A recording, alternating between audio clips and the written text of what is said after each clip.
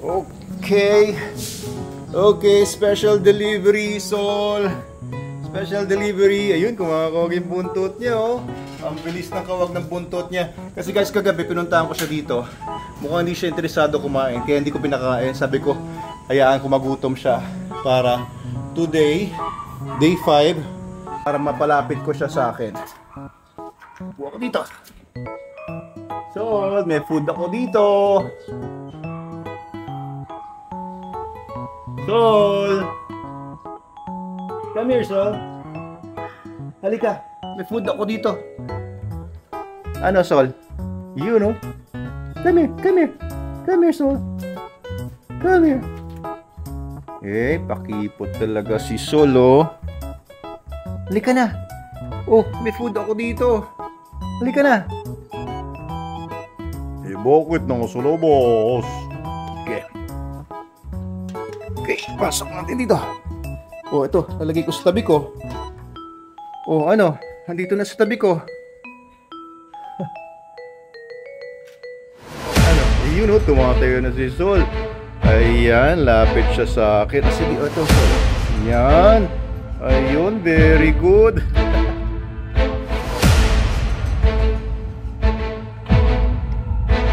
Kumakain siya sa tabi ko. Hindi ko muna bibiglayan to. Baka pagka inawakan ko to bigla at kumakain, eh, banatan ako nito. At least ganyan, di ba? Kumakain na siya at nandito ako mismo sa tabi niya. So guys, holiday ngayon, April 1, Eid ng mga Muslim. Mag-celebrate sila. Kaya walang pasok ngayon, kaya nakaganito lang ako, nakasando lang ako. Pagpasensya nyo na kung masyadong casual. Ayan, oh. Very good. Soothing voice para ano, para ma-desensitize siya lalo sa akin, maging familiar siya sa akin, sa boses ko palagi, and nare-relate niya sa pleasurable moments. Food. Yan. So kagabi hindi ko siya pinakain. Gumawa ko ng konting video, pero minabuti ko na mas magutom siya para magawa ko ito ngayon. Ayan, so nagagawa ko ito ngayon. Nandiyan naman si Sol, ano. So mukhang hindi naman resource guarding yung pinapakita niyang aggression. Hindi naman siya nag-growl or anything nung kinukuha ko yung mga yung food niya ng past few days. So hindi naman siya resource guarding. Fear aggression lang talaga siya. So magkakaiba po kasi yung tapang ng aso, no? May mga asong matapang because they are territorial. Ayaw nila na may lumalapit sa territory nila, which is obviously not the case. Kasi bagong territory lang naman niya to, bagong lugar niya, hindi naman siya taga dito. And hindi naman resource guarding yung tapang niya. Kasi, ano, ito yung food, medyo cautious lang ako ngayon at masyado na siyang malapit sa gilid ko. Pero mas busy siya sa SDN niya, eh.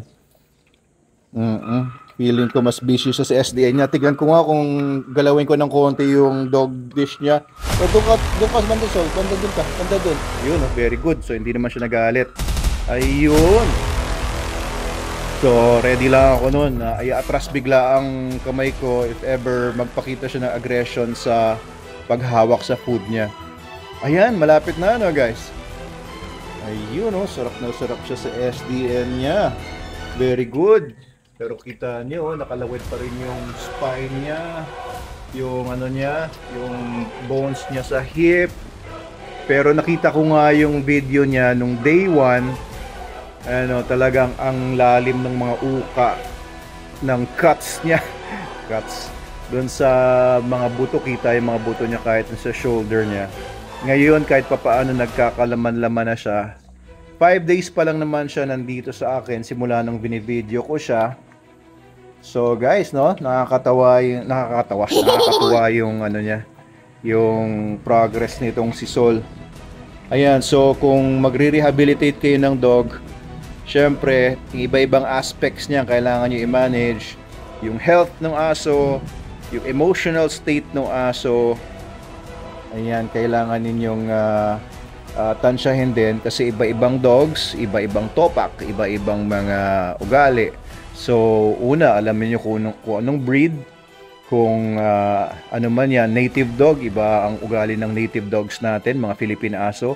Sa mga gantong dogs, kasi mga Molosser type dogs to na talagang breed sila for being guardians. Mga aso daw ito, mga Cane Corso, mga Italian Mastiff, mga dogs daw ito ng mga ancient Romans and ancient Greek. Nasabi nila mga gladiator. Ito daw yung mga dogs ng mga gladiators nung unang panahon, ancient Rome. Kaya ang ugali nila iba. Ang ugali nila hindi sila magalaw, hindi kagaya ng mga shepherd dogs, kagaya ng mga Belgian Malinois, hindi kagaya ng mga Border Collie or mga German Shepherd. So hindi sila mag-aslaw, magalaw, hindi sila hyperactive. They are more sedentary, yung parang gusto lang nila nakaupo, nakahiga most of the time. And they'll only pounce to action kung kailangan lang talaga.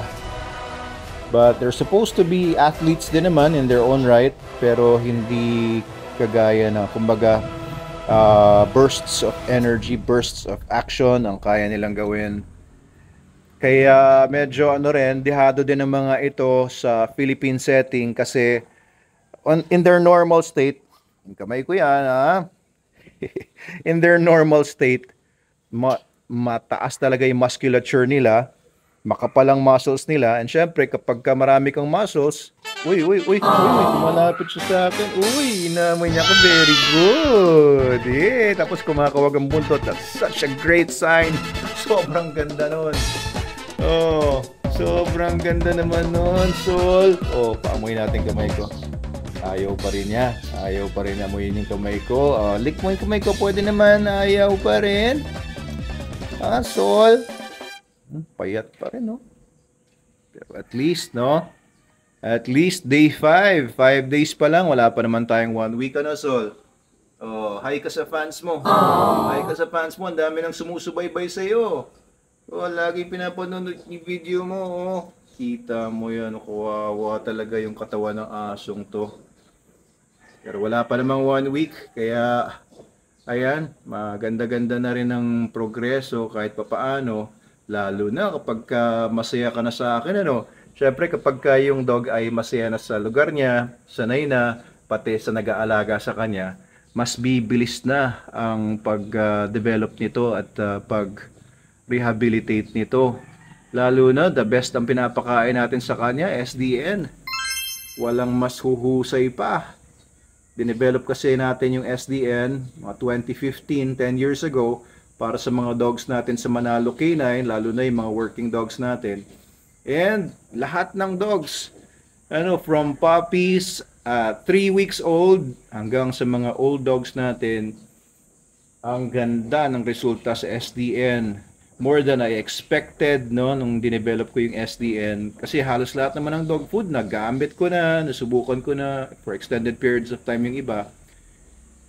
SDN talaga ang pinaka mabilis magpa-recover ng mga dogs na mga kailangan mag-recover. Ayun, padila-dila na si Sol. Simut sarap. Wash na natin to, Sol? Lagyan natin dyan. Yun lang muna guys, SDN, the best dog food in the multiverse. Malapit na ito si Sol. Tapos kapag ang plano ko dito, kapag nagpapahawak na siya, susuotan ko na ng collar ito. Pag sanay na siya sa collar, I'm not sure kung sanay na siya sa collar. Kung sanay na siya, kakabitan na natin ng leash yan, unti-unti na nating ilulure palabas. Hindi natin pipilitin yung aso kasi nga may fear aggression. Makakapasyal-pasyal na siya kahit dito sa buong compound natin, sa buong paligid-ligid. Sisimulan na natin ang paglalakad, konting training. Diba? May mga ambisyon na tayo para sa iyo, Sol. Very good. Yan, pupunasan natin yung muta mo pero hindi natin pabibigla ngayon Very good boy, Sol. Okay. Nakalabas ako ng buhay. Okay, diyan ka muna Sol, pahinga ka muna, digest ka muna para yung kinain mo ay magpangyari na mag-recover na mabilis yung katawan mo. Lumalayo pa rin siya eh, oh. Nilalapit ko na yung kamay ko. Lalayo pa rin yung mukha niya. Oh, lumalayo pa rin. Kaya dahan-dahan lang. Sige lang. Ito naman oh. Kala ko okay na eh. Diba? Huwag natin bibiglayin guys pagka nagre-rehabilitate tayo ng mga dogs. Kasi doon nangyayari yung mga disgrasya. Diba? May mga dog trainers akong kakilala, binanatan ng mga dogs na akala nila okay na. Pero yung pala hindi pa. 1 month, 2 months, 3 months na sa kanila, tapos tsaka sila binanatan.